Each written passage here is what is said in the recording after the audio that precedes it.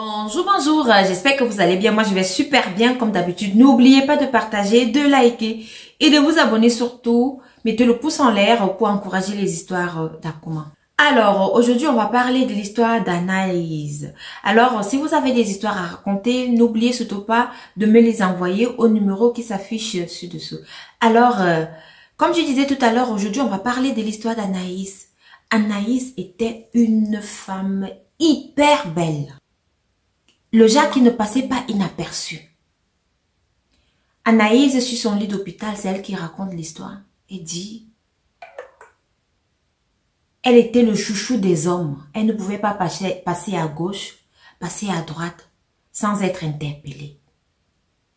Elle avait, ou elle a, parce qu'elle est encore là, 1,80 m, Anaïs. Belle, élancée, longues jambes, brune. Tellement belle qu'elle pensait que le monde tournait seulement autour d'elle.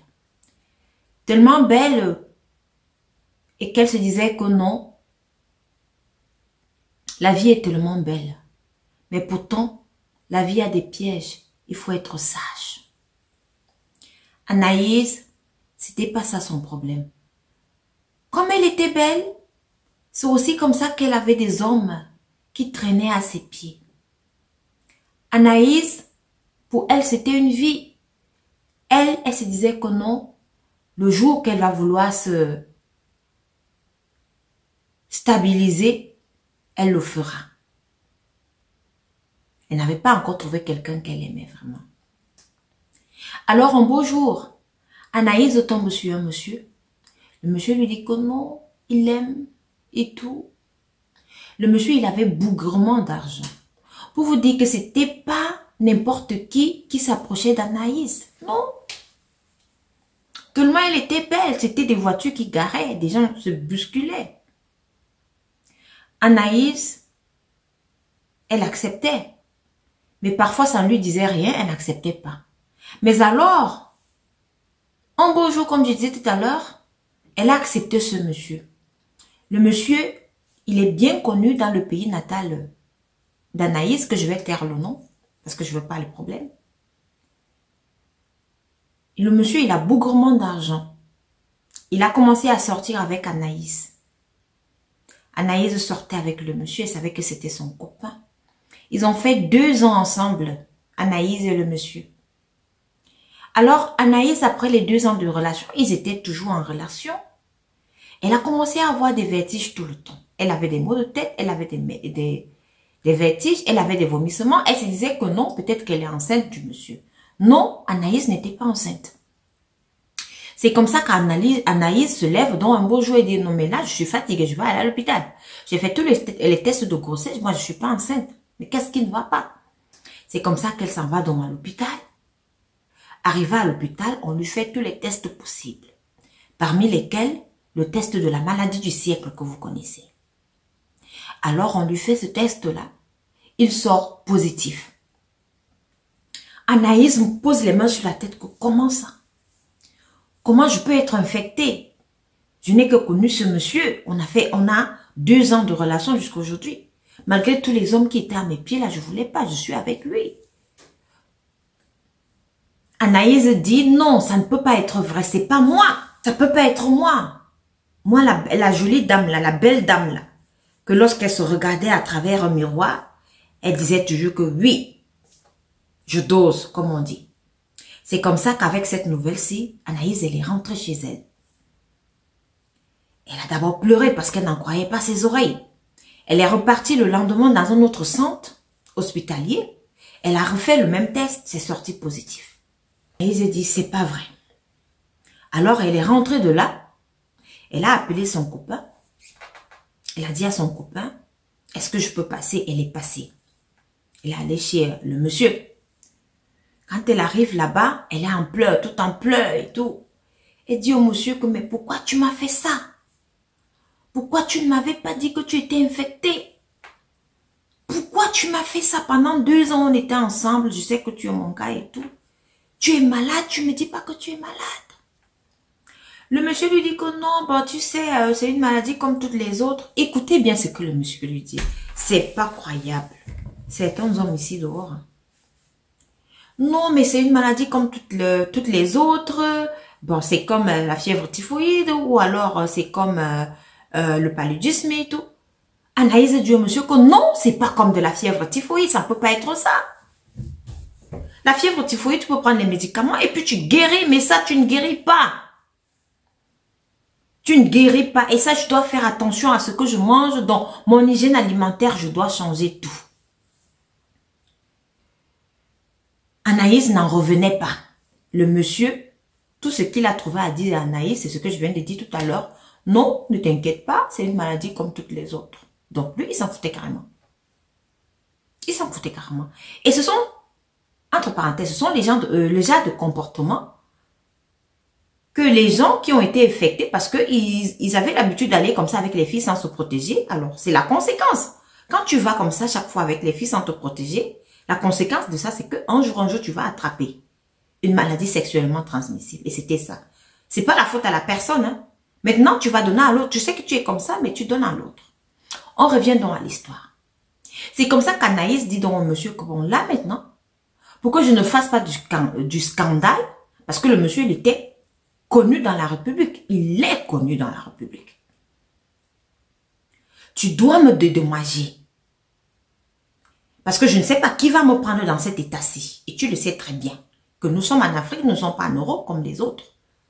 Qui va me prendre? Et chez nous, quand tu as cette maladie-là, les gens sont encore stigmatisés. Même comme on dit qu'on peut vivre avec ça plus de 40 ans, 50 ans même, voire. C'est comme ça que le monsieur, donc, le copain d'Anaïs, il lui dit que bon, voilà, il n'y a pas de souci. Le monsieur, il a pris 100 000 euros. Le monsieur, lui, ne fonctionnait qu'en euros. Il a pris 100 000 euros, il a donné à Anaïs. Et puis, il a acheté une maison à Anaïs. Il dit que bon, voilà, avec ça, je pense que j'étais déjà tout donné. Il a acheté une maison pour elle. Il lui a donné 100 000 euros. Il lui a dit, ton traitement, tu peux aller le suivre en Afrique du Sud, comme tu veux. C'est comme ça qu'Anaïs avait cet argent, c'est tout. Elle partait en Afrique du Sud, commencer à prendre son traitement parce qu'elle ne voulait pas prendre son traitement dans le pays où elle vivait parce qu'elle avait peur qu'on le sache. En allant donc comme ça dans ces pays-là prendre son traitement, elle a commencé à infecter les gens là-bas. Comme Anaïs était belle, comme je disais tout à l'heure, donc elle ne passait pas inaperçue. C'était les voitures qui garaient, c'était des personnalités. C'était des gens avec des grosses boîtes, des grosses entreprises. Anaïs a donc commencé à sortir avec eux. Elle a dit, dans son cœur, elle va se venger. Elle a commencé à sortir avec eux comme ça, n'importe comment et n'importe où. Avec tout cet argent-ci, elle jouait sa vie, elle s'en foutait. Les grands politiciens, elle était dedans, elle allait avec eux. Les étudiants, elle était dedans, elle allait avec eux. Les ministres, elle était dedans, elle allait avec eux. Il n'y avait pas d'exception. C'est comme ça que dans ces marches, donc, Anaïs tombe sur un monsieur, un ministre. Le ministre, lui, il avait ses fétiches. Hein. Il avait ses fétiches.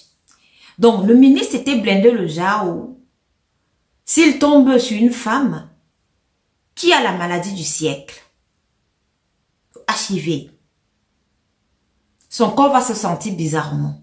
Donc, il ne fera rien avec la dame. Dans le genre où il ne pourra plus bander et tout.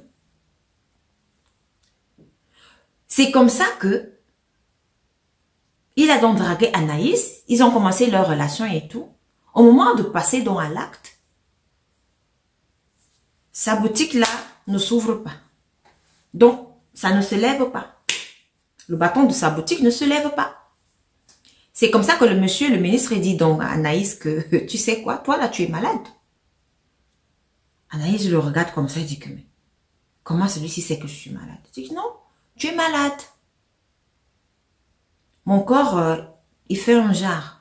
Donc, tu es malade. C'est comme ça que le monsieur dit à Anaïs que non, moi j'ai mes fétiches, donc toi tu es malade, tu es infecté. C'est comme ça que les gens ont donc commencé à être au courant de la maladie d'Anaïs. Mais jusque-là, elle ne s'arrêtait pas, elle continuait toujours. Après ça, elle est tombée sur un grand homme d'église.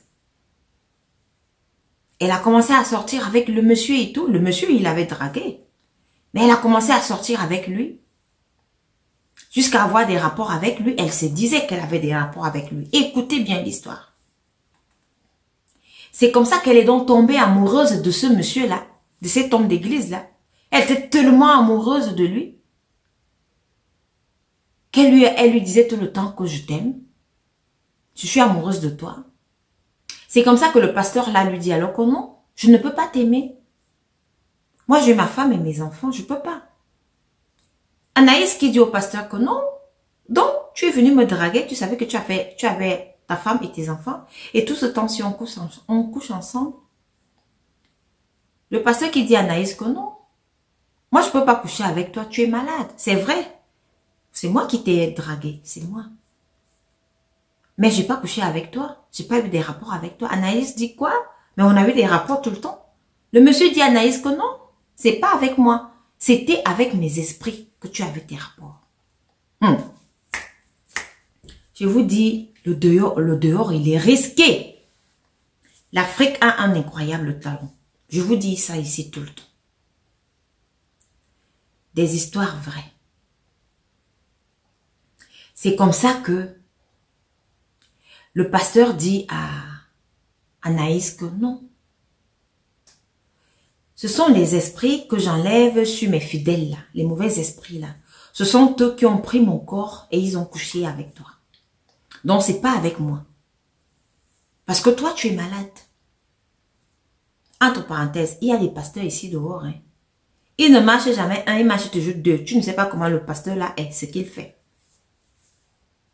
C'est comme ça que le pasteur dit donc à Anaïs que là maintenant, tu as anticipé ta mort. Moi, je ne peux pas t'aimer, moi, je ne peux pas sortir avec toi et puis je n'ai jamais eu des rapports avec toi. Parce que tu es malade. Et là maintenant, Anaïs a donc commencé la maladie. Elle est tombée malade. Elle est maintenant à l'hôpital. Elle est là-bas. Anaïs dit qu'elle demande pardon à tout le monde qu'elle a eu à contaminer. Tu vas aller demander pardon, comment tu vas aller chercher où? Parce que si on imagine les ministres, les chefs d'entreprise qui ont leurs femmes à la maison, ils donnent à leurs femmes. Si monsieur le ministre ou monsieur le chef d'entreprise n'a pas seulement la copine de dehors, s'il en a 2 ou 3, il va donner aussi à celle-là. Et ces copines-là, elles ont leurs copains qui vont aussi donner à leurs copains. Et si leurs copains ne sont pas fidèles, ils vont donner à d'autres. Vous voyez comment la chaîne, elle est longue. Combien de personnes? Alors, cette histoire s'adresse particulièrement aux hommes. Et aux femmes aussi. Moi, j'ai de la peine pour les gens qui sont atteints de cette maladie. J'ai de la peine pour les gens qui ont cette maladie et qui sont responsables. Parce que ça ne vaut pas la peine de commencer à partager ça à tout le monde. Quand on pose un acte, il faut être conscient de cet acte-là. Et il faut être conscient de ces conséquences-là après. Faites attention. Il y en a d'autres personnes qui attrapent cette maladie et qui disent que bon, voilà, je vais partager comme on m'a donné. Non. Ce jour-là, tu pouvais aussi dire, je veux me protéger. Je mets le caoutchouc. C'est vrai, ce sont des situations difficiles, hein, parfois. Ce sont des situations compliquées que parfois on se retrouve à avoir un acte comme ça, là, sans protection. C'est difficile. Vraiment. Pour ceux qui sont conscients de leur situation sérologique, je vous donne un coup de chapeau. Pour ceux qui sont conscients de leur situation sérologique et qui disent que non, ils s'abstiennent et qui sont francs, qui disent la vérité à leur partenaire, je vous dis merci. Là, c'était l'histoire d'Anaïs. Une histoire bien triste. Anaïs, le seul chemin qu'elle avait trouvé, c'était de partager à qui le voulait, à tout le monde. Et elle a fait. Et aujourd'hui, elle est là, à l'hôpital. La seule personne qui peut la partager, c'est son Dieu, hein, si elle croit en Dieu. Donc, Anaïs, si tu ne croyais pas en Dieu avant, c'est maintenant qu'il faut croire en ton Dieu. Demande-lui pardon pour tous les péchés que tu as eu à commettre.